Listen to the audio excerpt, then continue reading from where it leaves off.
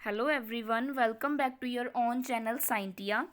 जैसे कि आप लोग जानते हैं, हम यहाँ पे पीटेट एंड सीटेट एग्ज़ाम की प्रिपरेशन कर रहे हैं फॉर पेपर 2। अगर आप लोग चैनल पे न्यू हैं तो चैनल को सब्सक्राइब कीजिए। आज हम क्या है एमसीक्यू सीरीज़ करेंगे, मींस नेक्स्ट टॉपिक करेंगे एमसीक्यूज़ का, साइंस सब्जेक्ट के रिलेटेड। हम यहाँ पे टॉप 15 एमसीक्यूज़ डिस्कस करते हैं। आपने क्या है अच्छे से करना है, एमसीक्यूज़ के आंसर्स देने हैं और फीडबैक ज़रूर बताना है। आप लोगों ने आप अपने 15 में से मार्क्स बताने हैं कि आपके कितने मार्क्स बन रहे हैं, आपने कितने मार्क्स ऑब्टेंड किए। ये आपने क्या है कमेंट बॉक्स में कमेंट करके बताना है। और अगर आपका कोई भी डाउट है एमसीक्यूज़ को लेके या कोई भी क्वेश्चन है आपका साइंस के रिगार्डिंग, तो आप कमेंट कर सकते हैं। Let us start. आज का जो हमारा टॉपिक है वो है द यूनिवर्स। आज हम एमसीक्यूज़ डिस्कस करेंगे चैप्टर द यूनिवर्स में। अगर अभी तक आपने चैप्टर की वीडियो नहीं देखी है तो पहले आप वीडियो चेक कर लीजिए, उसके बाद क्या है एमसीक्यूज़ सॉल्व कीजिए, सो दैट आपको कोई भी प्रॉब्लम ना हो एमसीक्यूज़ को सॉल्व करने में। क्लियर? Let us start. आज हम क्या है स्टार्ट करने वाले हैं। हमारा फर्स्ट एमसीक्यू देखिए, ये हमारी 10th सीरीज़ है। फर्स्ट एमसीक्यू देखिए, how many moon does Venus have. Venus के पास कितने मून्स हैं? Option A 1, option B 2, option C 4, option D 0। आप लोग जानते ही हैं हमारे यूनिवर्स में प्लैनेट्स हैं, उनके पास कुछ मून्स हैं। जैसे अर्थ के पास मून है, आप लोग नाइट में देखते हो ना, वैसे आपने बताना है हमारे विनस प्लैनेट के पास कितने मून्स हैं। पहले आप नोट कर लीजिए अपनी नोटबुक में और then check the correct answer. इसका करेक्ट आंसर है ऑप्शन डी 0। विनस के पास कोई भी मून प्रेजेंट नहीं होता है। क्लियर? नेक्स्ट है second MCQ, the value of G at the poles. Poles के ऊपर हमारी जो वैल्यू है जी की वो कितनी होती है? Option A maximum, option B minimum, option C constant, option D none, या फिर कोई भी नहीं। आपने बताना है पोल्स के ऊपर वैल्यू जी की क्या होती है। इसका जो करेक्ट ऑप्शन है वो है ए मैक्सिमम। ए मैक्सिमम वैल्यू होती है, मैक्सिमम होती है कहाँ पे? पोल्स पे। आई होप आपको फर्स्ट 2 एमसीक्यूज़ क्लियर हो चुके हैं। जिनके दोनों के दोनों ठीक हैं वो अपने 2 मार्क्स क्या हैं ऐड कर सकते हैं। क्लियर? नेक्स्ट बात करते हैं हमारे थर्ड एमसीक्यू की। Universal law of gravitation depend upon. जो यूनिवर्सल लॉ है ग्रेविटेशन का वो किस पे डिपेंड करता है? Masses of planets and object. B option है inversely proportional to distance between object and planet. Option C है speed about its own axis. Option D है बोथ ए एंड बी। आपने बताना है यूनिवर्सल लॉ ग्रेविटेशन का किस पे depend करता है। पहले तो ये बताइए कि यूनिवर्सल लॉ होता क्या है। देखिए यूनिवर्सल लॉ होता है force is equal to gravitational constant G, ऊपर आता है m1 मासेस, m2 एक ऑब्जेक्ट का एक प्लैनेट का लिख सकते हो आप, m1 m2 अपॉन r का स्केयर, मींस डिस्टेंस का स्केयर। तो क्या है जो यूनिवर्सल लॉ ग्रेविटेशन है वो किस किस पे डिपेंड करता है? एक तो ऑब्जेक्ट के मासेस पे, और इनवर्सली प्रोपोर्शनल किसके है? डिस्टेंस के स्केयर के। यहाँ पे स्केयर भी आएगा, ठीक है जी, स्क्वेयर। क्लियर? तो इसी के हिसाब से क्या हमारा ऑप्शन बना? Option D, both A and B are the correct options. Clear? I hope आपको थर्ड एमसीक्यूज क्लियर हो चुका है। ऑप्शन 4 की बात करते हैं। Which of the following is India's first man made satellite. ऐसी कौन सी सैटेलाइट है जो इंडिया ने खुद बनाई है, मैन मेड है और फर्स्ट बतानी है आपने। ऑप्शंस देखिए, option A is Kalpana 1, option B is Aryabhata, option C is Rohini, option D is INSAT. आपने बताना है इनमें से कौन सी सैटेलाइट ऐसी है जो मैन के द्वारा क्या है बनाई जाती है। इसका जो करेक्ट ऑप्शन है ये तो पता ही होगा, वो कौन सी है? आर्यभट्टा, जिन्होंने क्या डिस्कवर किया था? जीरो। क्या डिस्कवर किया था? जीरो। क्लियर? नेक्स्ट बात करते हैं फिफ्थ एमसीक्यू की। Which of the following are not terrestrial planets. पहले तो ये देखिए इन्होंने नोट पूछा है और दूसरी बार टर्शियल प्लैनेट पूछा है। ऑप्शंस देखिए, ऑप्शन ए है मरकरी, ऑप्शन बी है विनस, ऑप्शन सी है मास, ऑप्शन डी है जुपिटर। आपने बताना है कौन सा टर्शियल प्लैनेट नहीं है। ये जो एमसीक्यू है ये इम्पॉर्टेंट है क्योंकि ये लास्ट टाइम पीटेट एग्ज़ाम में आया था। और इसका जो करेक्ट ऑप्शन है वो कौन सा है, ऑप्शन डी जुपिटर। क्योंकि मरकरी, मार्स, वीनस, अर्थ ये क्या है, टर्शियल प्लैनेट है। क्लियर। नेक्स्ट बात करते हैं 6 MCQ. The period of one revolution of the sun around the centre of galaxy is called. तो जो पीरियड है वन रेवोल्यूशन सन का किससे, सेंटर ऑफ गैलेक्सी से, हमारी गैलेक्सी कौन सी है, मिल्की वे गैलेक्सी, उस पीरियड को क्या कहा जाता है। ऑप्शन ए है कॉस्मिक ईयर, ऑप्शन बी है एस्ट्रोनॉमिकल ईयर, ऑप्शन सी है लाइट ईयर, ऑप्शन डी है पर सेकेंड। आपने बताना है कौन सा ऑप्शन क्या है correct. Period of one revolution of sun around the centre of galaxy is called, उनको क्या कहा जाता है। क्लियर है। तो इनका जो करेक्ट आंसर है वो है cosmic year, option A. Cosmic year is correct option and answer. अगर आपको 6 के 6 एमसीक्यू क्लियर हो चुके हैं और आपके 6 के 6 करेक्ट हैं तो 6 मार्क्स लगा लीजिए, अदरवाइज आपके जितने भी बन रहे हैं, पर फीडबैक ज़रूर दीजिएगा। आई होप आपको 6 के 6 समझ आ चुके हैं। नेक्स्ट बात करते हैं हमारे 7th एमसीक्यू की।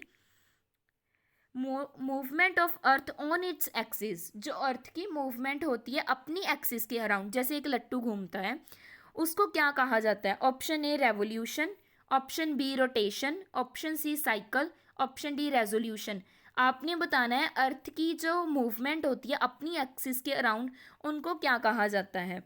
इसका जो करेक्ट ऑप्शन है वो है ऑप्शन बी रोटेशन। बच्चे मेनली कंफ्यूज हो जाते हैं फर्स्ट 2 ऑप्शन में। क्लियर है। तो इसका जो करेक्ट आंसर है वो क्या आएगा, रोटेशन। रेवोल्यूशन कब होता है, जब सन के अराउंड घूमते हैं। क्लियर है। जब क्या है, सन के अराउंड घूमते हैं तो उसको क्या कहा जाता है, रेवोल्यूशन। अर्थ का समझ आ गई ना। रोटेशन जब एक्सिस के अराउंड होती है तो रोटेशन बोला जाता है उसको। क्लियर। नेक्स्ट बात करते हैं हमारे 8th एमसीक्यू की। Which of the following known as shooting star, किनको शूटिंग स्टार के नेम से भी जाना जाता है। ऑप्शन ए है Venus, option B meteoroids, option C Halley's comets, option D pole star. आपने बताना है किनको शूटिंग स्टार के नाम से भी जाना जाता है। शूटिंग स्टार कौन सा, टूटता हुआ तारा। तो आपने बताना है कि किसको कहा जाता है। इसका जो करेक्ट ऑप्शन है वो है बी, मेट्रॉइड्स को क्या बोला जाता है, shooting star. Clear. I hope आपको 8 के 8 एमसीक्यू क्लियर हो चुके हैं। नेक्स्ट बात करते हैं 9th एमसीक्यू की। पूर्णिमा इज ऑल्सो नोन एज, पूर्णिमा को किस नेम से जाना जाता है। ऑप्शन ए है half moon night, option B old moon night, option C new moon night, option D full moon night. आपने बताना है पूर्णिमा को किस नाम से जाना जाता है। नेम से क्लियर है, पूरन। पहले आप नोट कर लीजिए, इजीएस्ट क्वेश्चन है ये। तो इसका आंसर आएगा फुल मून नाइट। जब क्या है, मून कंप्लीट होता है नाइट में तो उसको क्या बोला जाता है, full moon night. Clear. Next है Earth has dash types of motion, Earth की कितनी टाइप्स की मोशन होती है। ऑप्शंस देखिए, option A 3, option B 1, option C 2, option D 5। आपने बताना है अर्थ की कितनी टाइप की मोशन है। ये तो हम लास्ट क्वेश्चन में ही बात कर के चुके हैं कि अर्थ की कितने टाइप्स की मोशन होता है। तो इसका जो करेक्ट आंसर है वो है सी, अर्थ की 2 टाइप्स का मोशन होता है, रोटेशन एंड रेवोल्यूशन। आपको पता ही है, एक तो सन के अराउंड घूमते हैं, एक खुद के अराउंड घूमते हैं। क्लियर। आई होप आपको समझ आ रहे हैं 10 के 10 एमसीक्यू। नेक्स्ट बात करते हैं 11th एमसीक्यू की। 11th एमसीक्यू देखिए, which of the following is superior planet, superior planet कौन से हैं आपने बताना है। ऑप्शन देखिए, option A is Mercury, option C is, just a second, हाँ जी, option C is Venus, option D none of these. आपने बताना है कौन सा सुपीरियर प्लैनेट है। सुपीरियर प्लैनेट्स वो प्लैनेट्स होते हैं जो फार हों फ्रॉम सन, फार हो किससे, from sun, then the earth, then the earth. Clear है। जो सन से दूर हो एज कंपैरिजन टू अर्थ, उनको क्या बोला जाता है? Superior planet. आई होप आपको समझ आ चुकी है सुपीरियर प्लैनेट की डेफिनेशन। तो इसका जो करेक्ट ऑप्शन है, अब तो आप इजीली बता सकते हो, इसका करेक्ट ऑप्शन क्या है? मास। मास को क्या बोला जाता है? सुपीरियर प्लैनेट बोला जाता है। क्योंकि क्यों बोला जाता है? क्योंकि जो मास है वो सन से दूर है एज कंपैरिजन टू अर्थ। अर्थ के नियर है बट उसके सन से क्या है? फार है। क्लियर। नेक्स्ट बात करते हैं 12th MCQ की। Which of the following planet is inferior? अब क्या पूछा है? इन्फीरियर। इन्फीरियर का मतलब क्या होगा? नियर। अब तो आपको पता होना चाहिए इन्फीरियर का मतलब क्या होता है? नियर, जो सन से क्या हो? नियर हो सन के। ऑप्शंस देखिए, option A Jupiter, option B Saturn, option C Uranus, option D Mercury. ऐसा कौन सा प्लैनेट है जो नियर है सन के और फार है फ्रॉम द अर्थ? अब तो आप इजीली बता सकते हो, इसका जो करेक्ट ऑप्शन है वो है D, mercury. Clear. I hope आपको समझ आ रहा है। प्लीज़ कमेंट जरूर कीजिए। नेक्स्ट बात करते हैं हमारे 13th MCQ की। 1 kg weight is equal to, 1 kg weight किसके इक्वल होता है? आपके ऑप्शन हैं,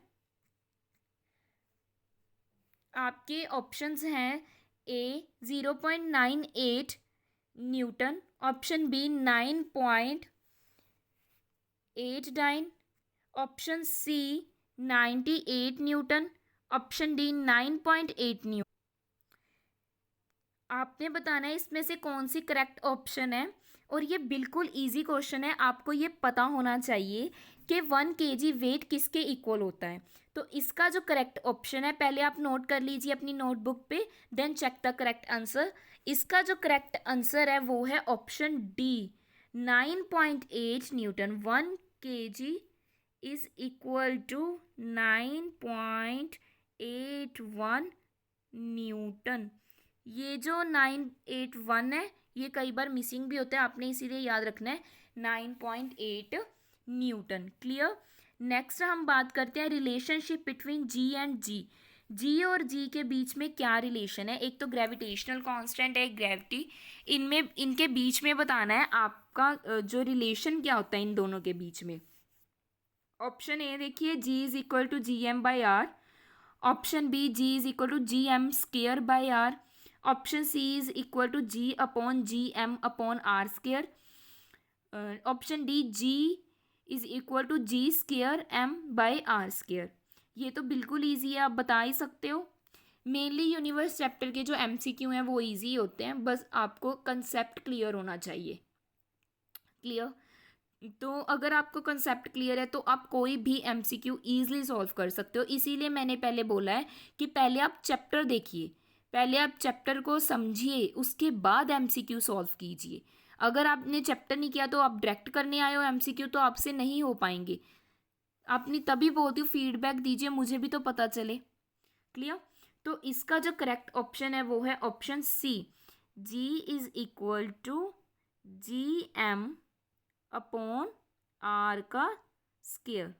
क्लियर है। ये होता है फॉर्मूला इन दोनों के बीच का relation. G is equal to G M, ये एम है, ठीक है, जस्ट सेकेंड में दोबारा ही लिख देती हूँ, जी एम अपॉन आर का स्केयर। क्लियर है। ये होता है relationship between G and g. Clear. Next बात करते हैं हमारे लास्ट MCQ की, 5th MCQ की। Which of the following planet has rings around it? ये भी आपको पता होना चाहिए कि कौन सा ऐसा प्लैनेट है जिनकी क्या है, रिंग्स होती है अराउंड।